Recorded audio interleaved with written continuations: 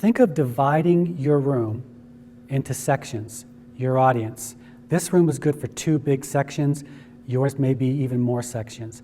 And your job is to divide and connect. Not divide and conquer, but divide and connect. And you're going to use walking to connect you with that part of your audience. So I'll start talking, and maybe I want to connect with this part of the audience. So I'll keep talking, and I'll move towards this side of the audience. Now we'll talk more about eye contact shortly, but I'm also making my eye contact here. I'm not looking back over here. I'm talking to these people. These are my people.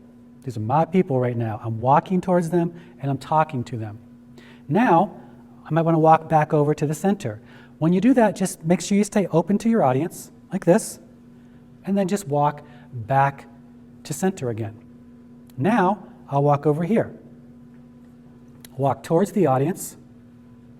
This section, I'm now connecting with this part of the audience. It's hard to understand until you try this, until you're in an audience.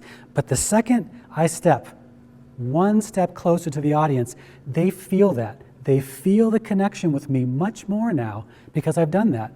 Now, if you want to get real brave, you can go down the steps and walk out there too. That's always okay. I like to do that as well. But at least move towards the audience. You're breaking that wall that's between you and the audience by doing so. When you go back to center, back to your resting position, never turn your back on the audience. You don't want to do this, I think for obvious reasons. So you open up, you come back to the center. That's how you use walking to divide and connect to your audience.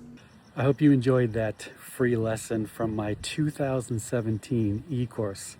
Today, I still teach groups and leaders how to present well. If that's you, if you really need to know how to present well, reach out. I'd love to help.